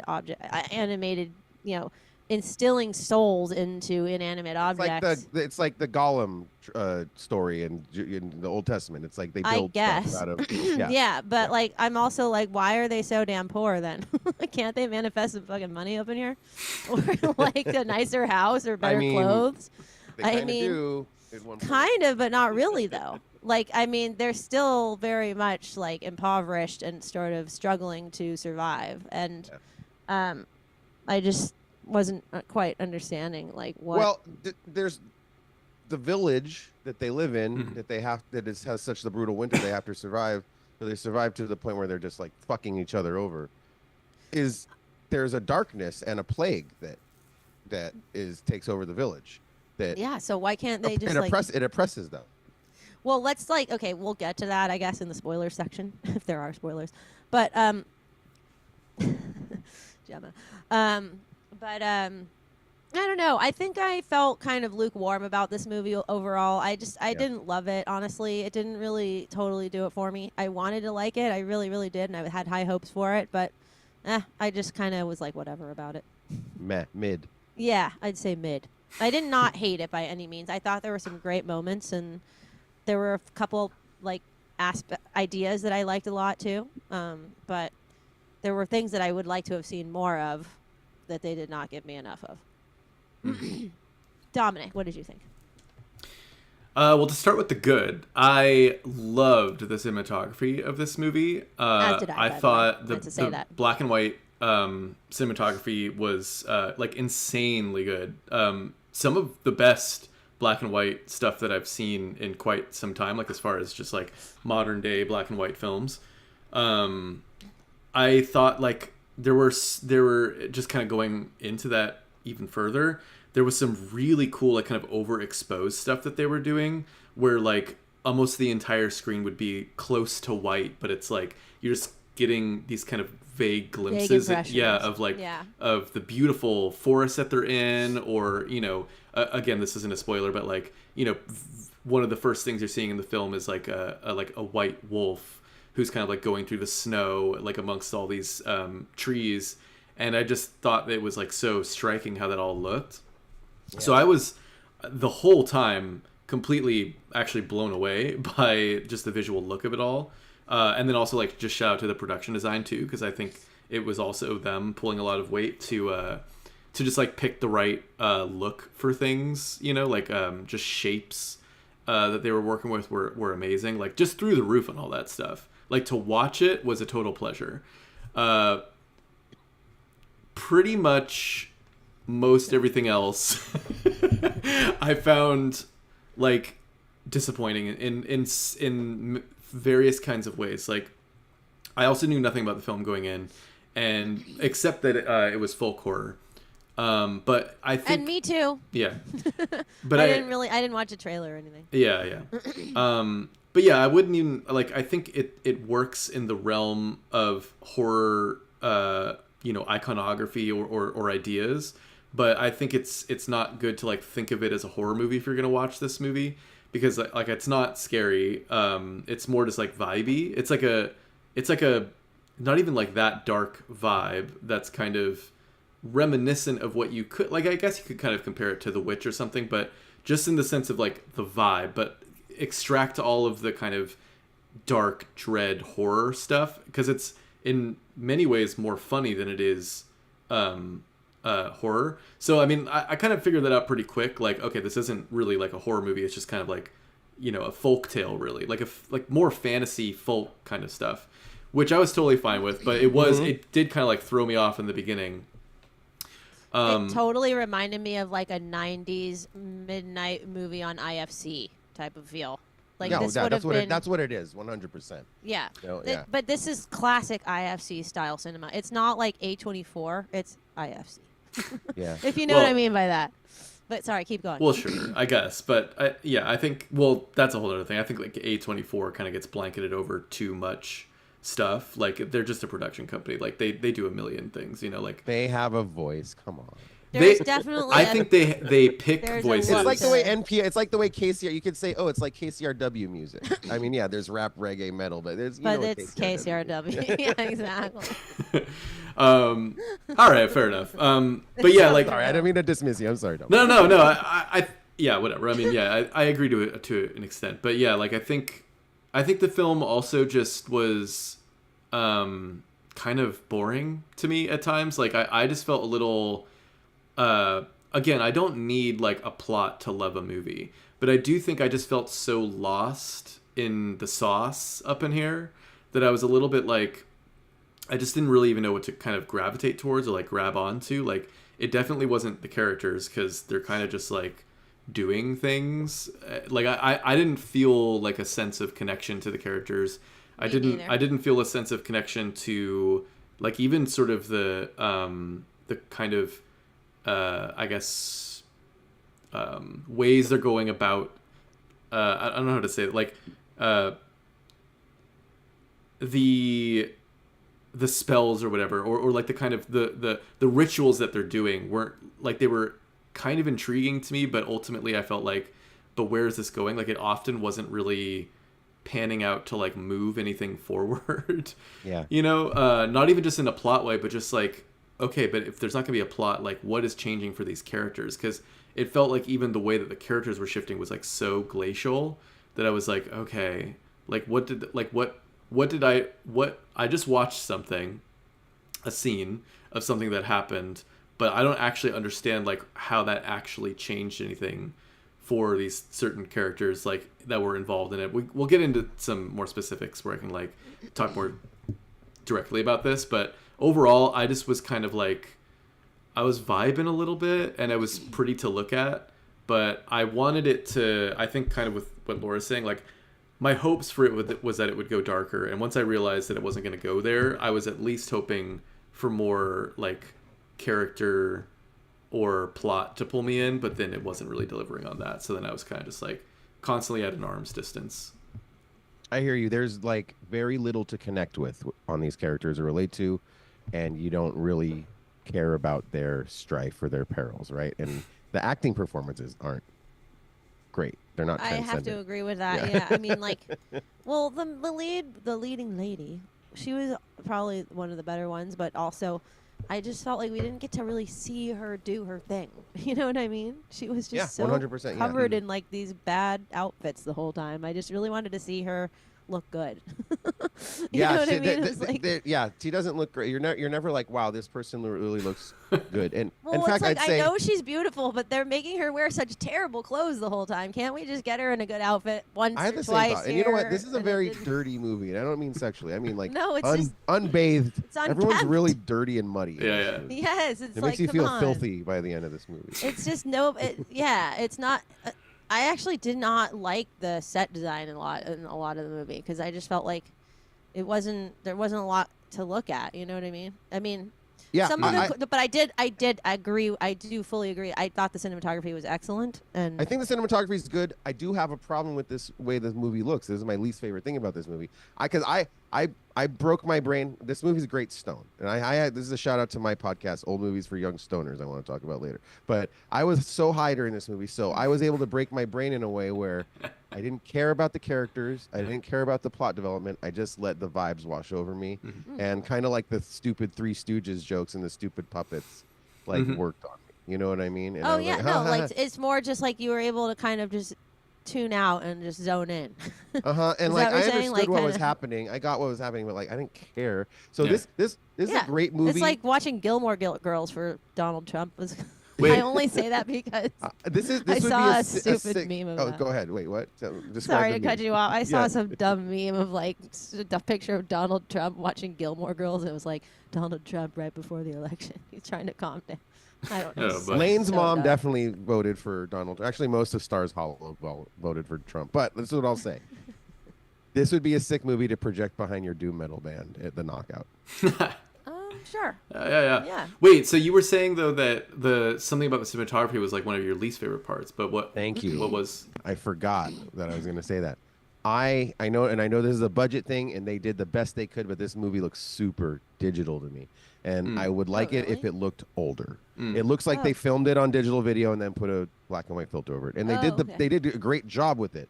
But I wish it looked like maybe like a Jim Jarmusch movie filmic. or something. More It film, yeah. reminded me of a Jim Jarmusch movie, actually. Well, It's That was definitely actually digital. who I yeah. was thinking this of. is a snot. I mean, this is a snobby thing for me to say. Like I wish it was No, filmed it's on interesting. 35. You know Well, what I I mean? mean, I don't think I'm very good at discerning like necessarily Yeah. between digital and film. I mean, sometimes I am. Well, definitely sometimes, but I think with this one, I was just like, I think it looks good. You know, I It's like the way totally it was digital, like yeah. capturing. It looks great, but it just looks too new for me. Yeah. Okay. Folk horror. I want it to look old. That's just a me thing. Like Robert Eggers shit looks old for some reason to me. Do you think? I that The think he's Witch shooting looked on old? film though. Right. I think it's a budget thing, right? Wait, did so The I'm Witch excited look to see. old? Huh? Did The Witch look like it was shot on film? It looked. I'm pretty Maybe that's. I'm pretty That sure. seems. It looked good, which looks really good. Like it looks. I really agree, good. but I Lighthouse don't know looks if I could say. amazing. I don't know if I could say that looked like it was on film though. I don't know, but it just felt like it was. Like It this just felt seemed like I good. was watching digital video to me, Oh, and okay. so I'm excited to see what this director does with a bigger budget, maybe moving Mm-hmm. forward. And also, I feel like we're probably missing stuff not knowing Estonian folklore. You know what I mean? Yeah, Well, I felt out of the loop. I did recognize a few of the references and stuff like that. Oh, because I think. did not. Not like I don't really know Estonian folklore, but like just in terms of like certain magical kind of general rules and things like that they were making in there that I don't know. For example, like the device or what that like mechanical object or whatever in the beginning that was an soul infused They call them crops. collection krats or whatever, yeah. It was basically this being that like needed to work, or if it didn't get a job that it would like do harm unto those who had created it. That's a thing. Okay. It's like a I figured that was a mercurial thing. thing. Yeah, I Where figured like that.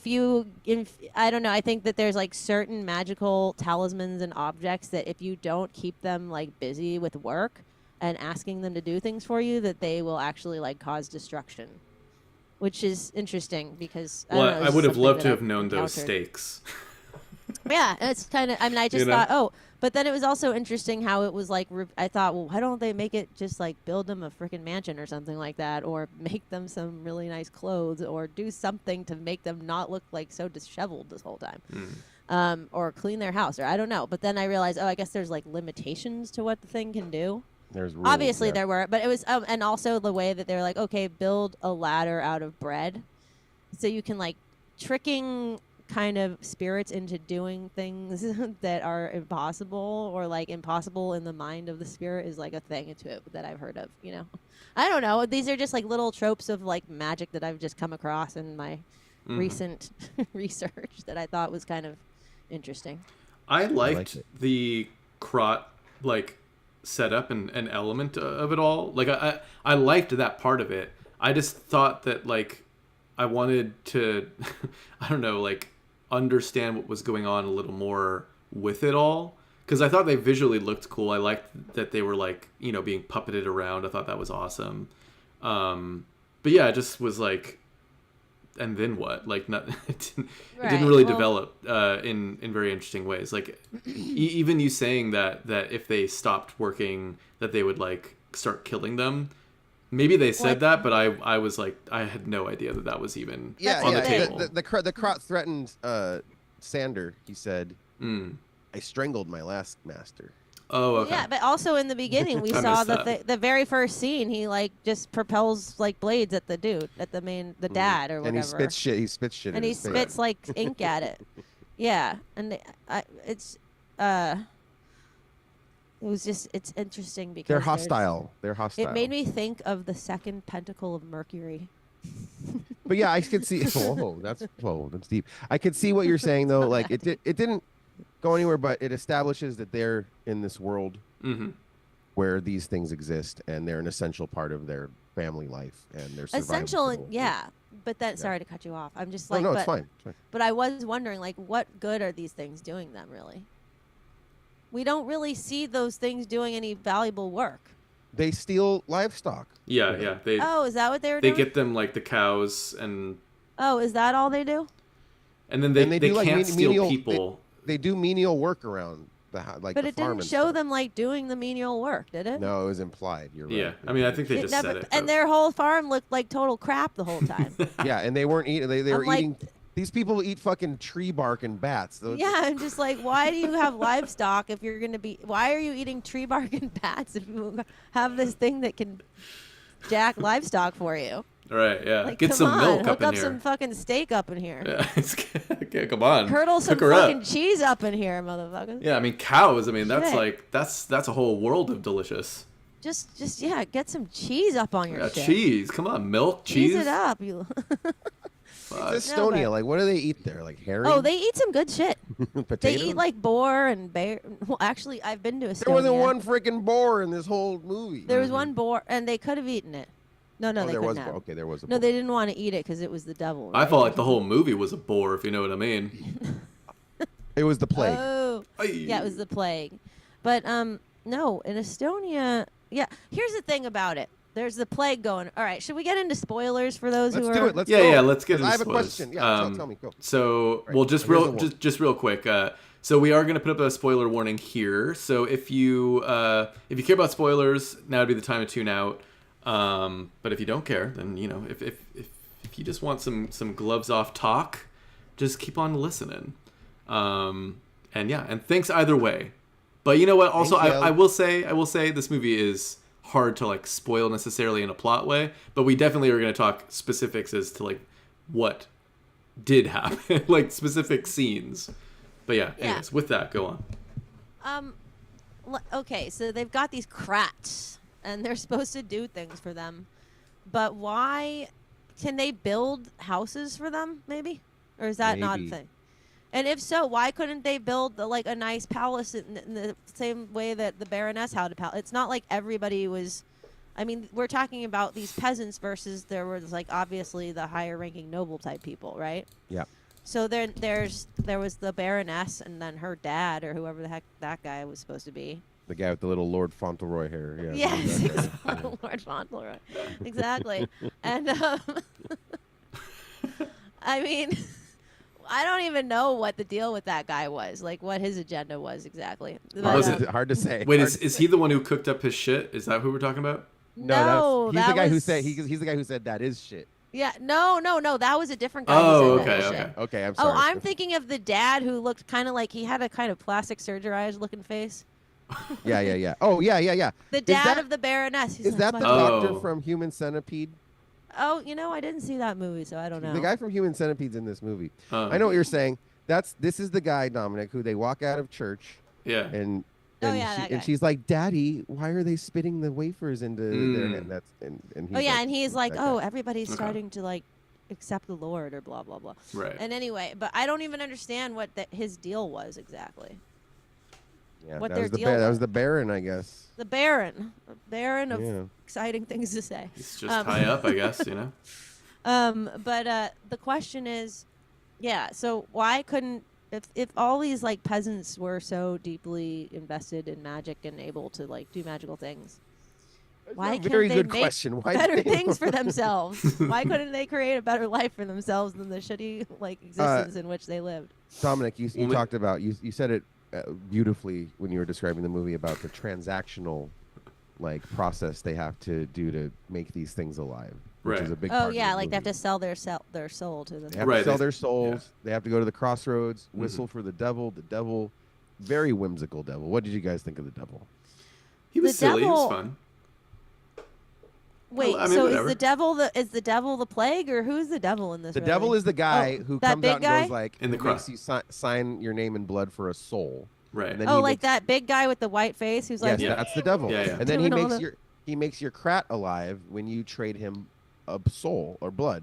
But they keep tricking him. How do they keep tricking him? by Currents, doing baby. using currents. 3 currents, and then and they I thought trick that him was a number cool. of times this way. The guy's yeah, that is some real like Estonian folk shit. Yeah, I loved But then that. But see, I was like, ooh, how fun. Like, that felt a little more fairy tale, creepy, like, ooh, they're tricking the devil with the currents, and then he just, like, I liked when he, like, licked the currents and then figured out that it wasn't blood. I was like, okay, so now is he gonna, like, fuck with them? And I feel like, I guess, eventually he, like, kind of does, but I just felt like, where was that thread? Like, I wanted these threads to, like, start paying off like a fairy tale We does. were supposed to be very invested in the unrequited love between The two, Yeah. between Hans and Lena. Yeah, right? certainly was Hans not and Lena, invested. which okay, I mean I hate to say We it, were- but that Hans was- just and seemed so- like such a doof. No offense. First of all, he Hans. looked like he's the kid in town, and he looks like a 40-year-old Philip Seymour Hoffman. something to that effect. It's like he was younger, but he was not. No offense, hot at all. You know what I mean? I was just like, come It's on. the hottest actor they can find. Could they not get someone hotter than this guy? Come on. And what I know, why you're why right. he And he was had a not weird hot to me beard. was because he just didn't. yeah. He seemed like such a doof. You know what I mean? Like He really was a kind of looked like this. But I think that You know what I mean? there was had we were that- supposed to feel that This kind of look. when the devil finally takes his spoiler soul, Uh-huh. that was going to be like a big, effective, like, Right. oh no, now they can never be in love kind of thing. But I was also Right. I was Yeah, happy right. when they finally kissed through the veil. Yeah, it was, oh, it that was was cool I when just she, realized like, a cool symbolism of that. They're transcending the veil. Like she's got the veil over her, but they're actually like they're penetrating the veil in that way. But not fully. Like the veil is never fully lifted, so like they're not fully like on the other side of reality, you know what I mean? Well, But when they they meet are- when they meet in the woods, when he thinks she's the Baroness and she has that veil on, it is a very dreamlike situation. It's It not is. re- it's No, not that's what I'm reality. saying. I Yeah. think that the veil is symbolic of kind of the dream world, like the very thin wall between their sort of reality and the dream world, and I how love they're it. kind I of like it. traversing between the two. But they're not fully they're not piercing the veil. They're just kind of pushing up against it, and which is an interesting thought. But at the same time, I'm just like, this guy. Why should we? What? Okay, here's what I liked. I really liked about his whole storyline was just his his interaction with the snowman, figure. uh-huh. I loved the snowman's like dialogue and all of the poetry that was being spewed out by the snowman. I thought was pretty good, and I really enjoyed that. That brought a different dimension to these Krat characters. That Exactly, yeah. He made one not out of farm equipment. Not out of weapons. Yeah, he made one out of snow.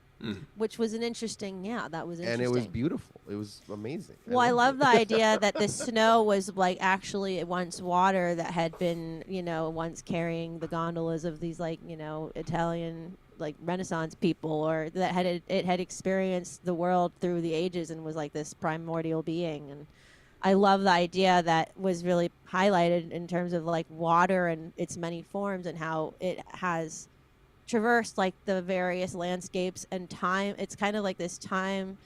It transcends time.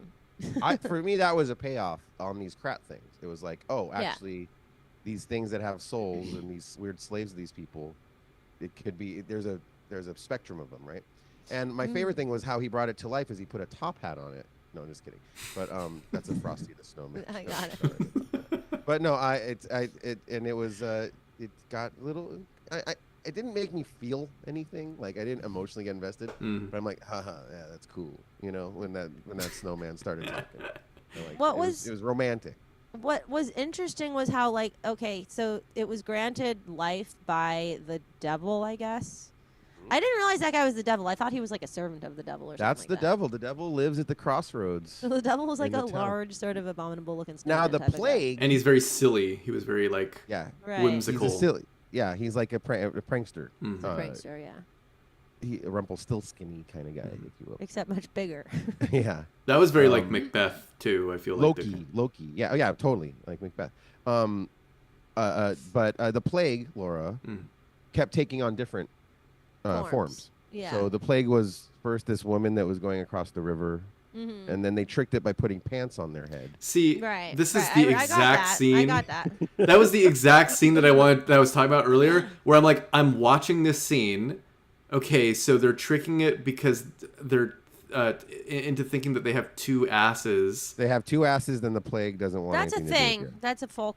That's a folk. Okay, thing. maybe that's a folk thing, but I was just It's sitting all folk there. shit. It's all I was sitting there just going like, but why? Like, why does it think that they have two asses? Why does that matter? And then like, why? In a different plane of like spirits exist in a different plane of logic and reality, and they do not necessarily understand things the same way we do. But why would them having two asses make them think like, oh, okay, I guess now we aren't fucking up this town with our because ability. because they need a It's mouth or something. Similar to get the plague, how you know what I you mean? could trick a fairy. Yes. You could trick a fairy changeling. Okay, like, have you ever heard the tale about, or the folklore about how fairies, changelings, in the fairy realm, they'll like bring one of their own fairy children that looks oftentimes like very disfigured, and they'll take a human baby and leave a changeling in its place. And so one of the ways to trick the changeling, sometimes changelings look like just like the original baby, but it's actually a fairy child. Well, one way to trick the fairy baby into revealing that it's actually a fairy is to make it laugh somehow by I think you can like put an egg out in front of it, and I forget exactly what it is, but if you can make the changeling laugh at a green egg or I forget what it is. It's some object that has to do with an egg, and you like put a kettle, I forget what it is. But you make the changeling laugh at this thing that you would not normally find funny as a human being, but it would make them laugh because they wouldn't understand like the logic of it. There's these it reveals them. It will reveal that's it's a folklore rule. So it's kind of the same question idea. It's just the rules of folklore. If Rumpelstiltskin says his name backwards, then he gets sent back to something like that. you know what I mean? Like, but It's you can start to understand the if logic you have two behind butts, this thing. the plague doesn't want. See, I guess I guess I wanted to hear about these butts like a long time before the scene, and then have it be like, oh, here it is, like now happening. But it was kind of just like, hey, we're now in this scene, everybody, and we will be putting pants on our faces, and we will be laying down, and the plague will be coming in, and we're gonna trick it. I was like, okay, and then we like watched that play out, and I just was like, I don't know, it just felt so just like, what, like why and what is going on? There's random. It's a series of random vignettes. Right. Yeah. It's not. I don't even think it's pretty told much. in a linear way. I think things are out of order sometimes. Mm-hmm. So that's why don't even try to follow it. And I guess, yeah. Just let it go. Think of it as an episode. That's the only way I was able to enjoy Charles this in Charge. movie, and I did enjoy it once. I was like, all right, I'm just gonna let this wash over. It doesn't even matter what's happening. But I understand your frustration. I was very frustrated too until I decided Let it wash. to let it go, like they say in Frozen. Mm-hmm. Laura's not favorite movie. Right. In Frozen. Uh, So you like Frozen? no, but Yes, what you do. I'll tell you this. Yeah, they. What did you guys think of? I didn't love the music either, which was like a metal guitar going like. And I'm like, Ben all Reed. on the nose. Ben Reed asked in the comments actually, what's the music / sound design like in this movie? So yeah, let's get into that. Let's talk about music and sound design. Yeah, basically just like single distorted guitar notes. Yeah, which I think is At maybe times kind of of played tension. out for this genre. Like, I would have loved to Or- hear something more, like some real old instruments. You know what I mean? The Yeah, coolest that part would've to been me cool. was when the credits started and like there was kind of a pretty cool melody actually happening. Like just as the credits began, and then it like devolved into something that less interesting to me. But I was like, oh, actually, here we go. Now we're on to something. It was like vaguely even a little like Joanna Newsom-esque. There was like kind of like Some a voices, like a little yeah. plucky. Oh yeah, it wasn't voices. It was just like plucky, kind of like bling ding ding ding ding. Like there was just like this something going on. And I was like, oh, more of this would have been nice. But yeah, I kind of agree. Like it was pretty minimal. Kind of just like, you know, whatever. It was not very memorable to me. Like I'm trying to like remember other things that were happening because there was more than that. But I guess it was just kind of like tonal stuff. I don't know. There's a scene where, I forget the kid's name. Is it Han? I know Lena. It's Hans. Yeah. Hans is in the wet barn, and there's like water dripping on him, and he's playing the mouth harp. And, Oh yeah. And the crat, and so I'm realizing now that we're talking through this. I didn't realize at the time, but like the crats made out of farm equipment and dead animal bones are like they're kind of like dumbasses. Mhm. They're like just like brutes. They're like, give me work, and if you don't give me work, I kill you. And then there was the snow one that was like so eloquent and wonderful. I'm like, oh, okay, I get it. So he's the farmer. Sandler's fighting, arguing with his spirit crat, and it's just like the doing doing doing noise happening. Right. And it was almost so silly. Mhm. It was like in Mike Myers, that sketch he would do, Sprockets. But he's like, Oh. here's my new art film. And like it's like Saturday Night Live making fun of an art film. Yeah. Uh-huh. You know what I mean? It was like Uh-huh. so dumb and pretentious, but also it sounded, Right. the mouth harp sounded kind of cool. Yeah. But that's the only thing that stands out for me is sound design is like that.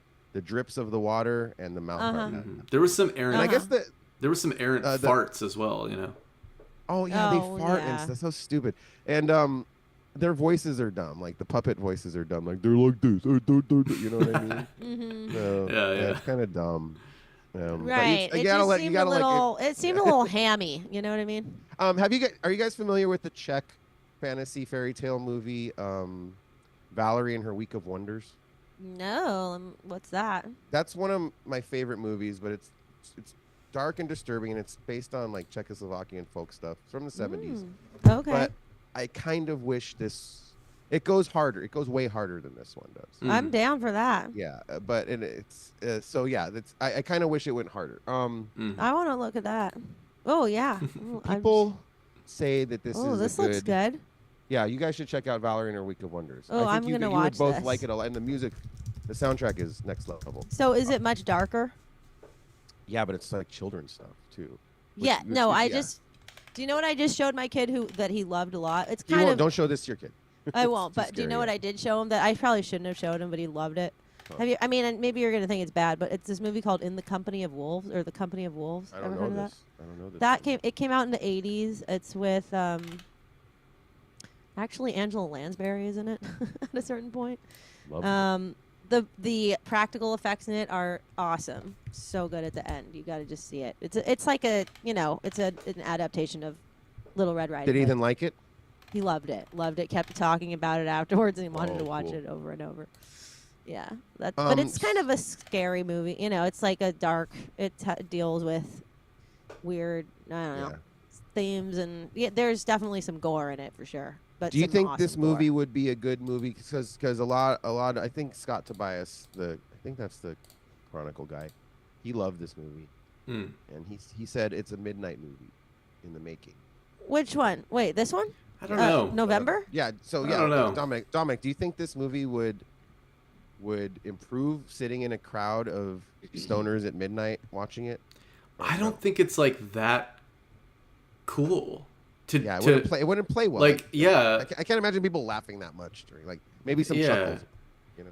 Yeah, no, I don't think it's. Yeah. I don't think. I think it obviously is at times meant to be silly and funny for sure, but it's not like so funny that being in a crowd would make it funnier. It's also not so scary that it would be like, you know, crazier to watch it with people.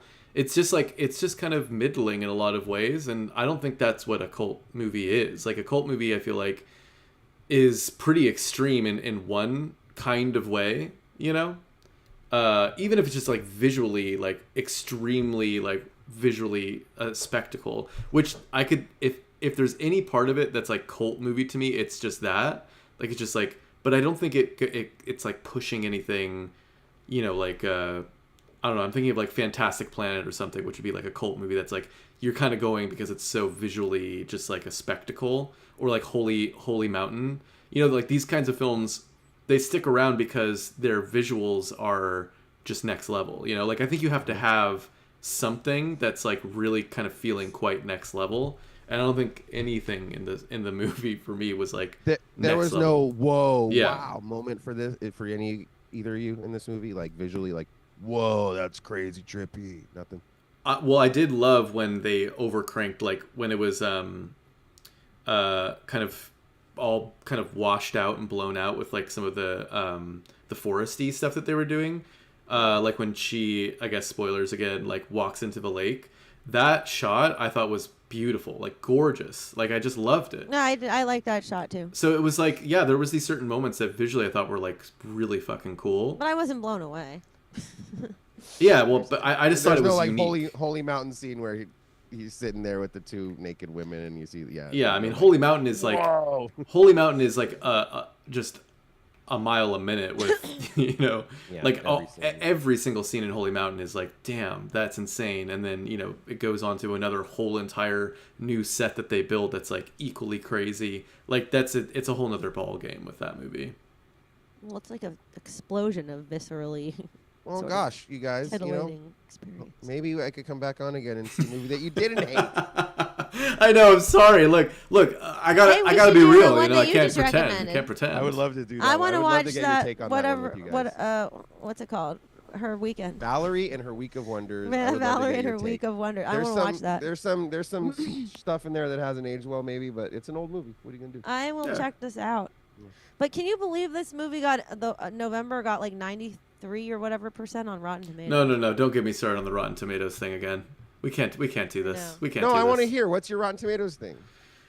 Okay, so look, and I've said this before on the podcast, but so Right. apologies if you heard it before, but Rotten Tomatoes, how it works is if a review is boiled down to being 60% or higher, so that's 3 stars or higher, you know, like 3 out of 5 would be 60% if you were to boil it down to percentage points.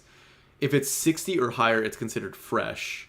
And what you're seeing in that percentage, when someone says, oh, it got 98% on Rotten Tomatoes, it doesn't mean that the average review of the film is 98%. It means that 98% of the reviews are 60% and higher.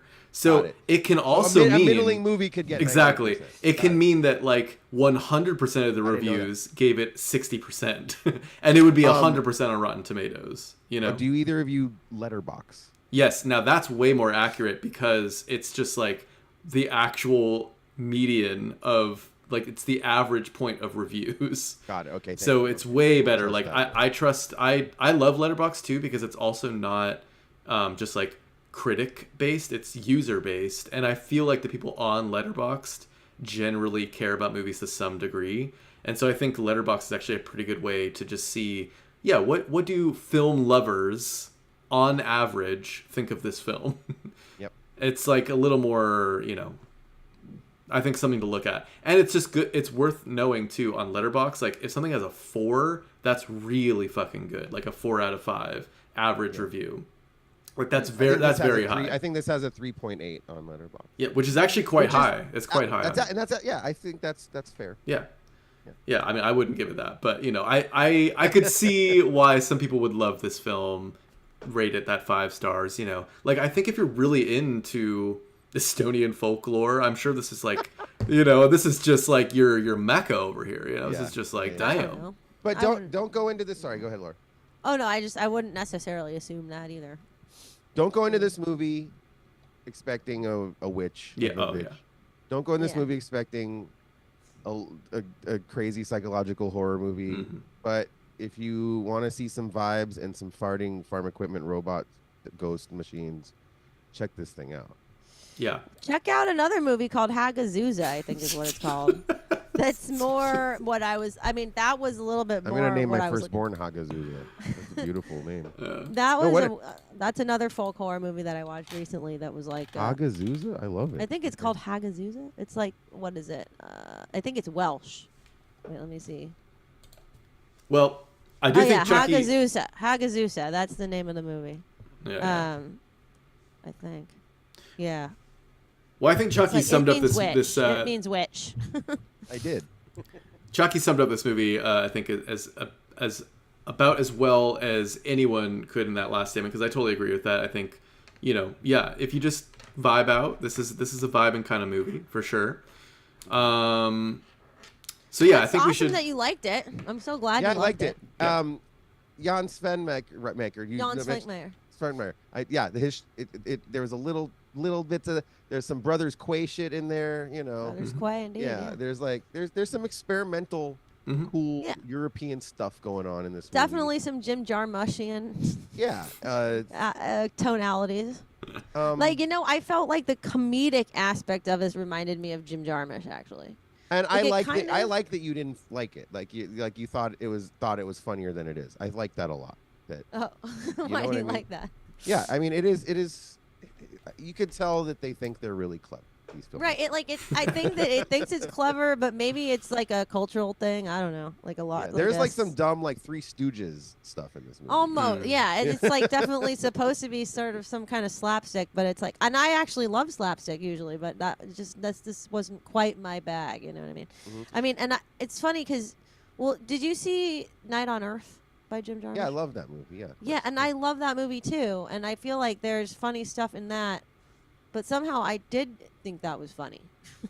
That's a really funny You know what I movie. mean? Something Really like I funny don't movie. know. It's weird. I feel like if these actors were better, maybe it would be Something funny. like Yeah. that. Yeah, maybe if the Um, movie was Yeah. just. But one thing I want to give a shout out to, cinematography amazing. Mhm. The faces of the old villagers are very interesting in this movie. Oh, I would agree with that. Yeah. Yeah, sure. No, there's some interesting, unattractive faces.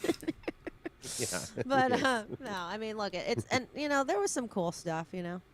A lot of beards, a lot of missing. Like I guess there was some. I guess it was kind of cool the way they portrayed the spirits, the walking through the woods and stuff. Kind of, you know, it kind of reminded me a little bit though of like The Handmaid's Tale, which I didn't love that sort of called arms.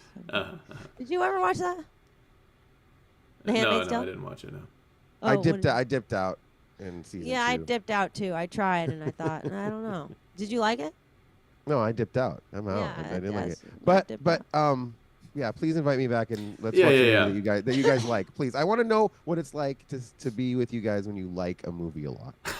I really rare liked thing. Elves. I thought that know, was I know. fun. Yeah, I want to no. get that. I want to get back to that. Yeah, for sure. No, we would love to have you back. You're Yeah. always a pleasure. But to it have is on. more interesting for the listener when you guys hate a movie, just so you know. So always hate. Please.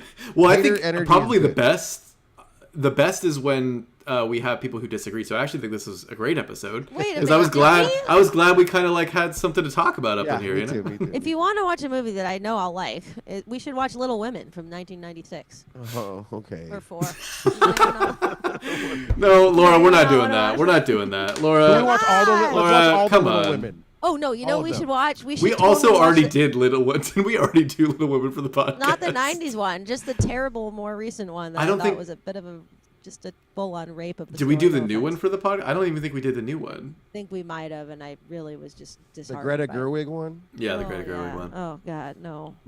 Anywho, I think we should wrap Don't it get me up started though. on that. I mean, Thank no you offense, guys so Greta. much. This was so. I love you guys so much. Thank you. Yeah, we love Vice you. Oh, we versa. should. You know what else we could do? We could do Secret of Rowan Inish, or we could do The Secret Garden, or we could also do A Little Princess. Those are all options for me.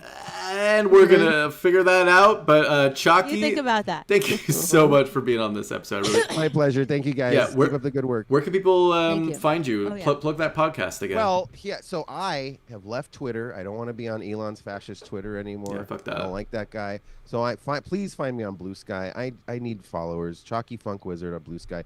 And I have a movie podcast myself. I don't know that much about classic cinema, so I have these old guys teaching me, and it's called Old Movies for Young Stoners. Not that I'm young, but the listener is. And we're us going through learning about cinema history, where cannabis is a gateway drug to cinema history. And we just did the Humphrey Bogart stuff that I never saw Maltese Falcon or In a Lonely Place before. And it was great, and I talk a lot about it. So we have cool guests on. Eddie Muller from Noir City, TCM was just on.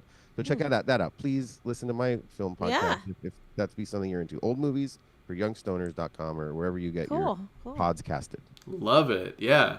And yeah, thanks again, Chaki, for being on this episode. Our next episode is going to be on, November 24th.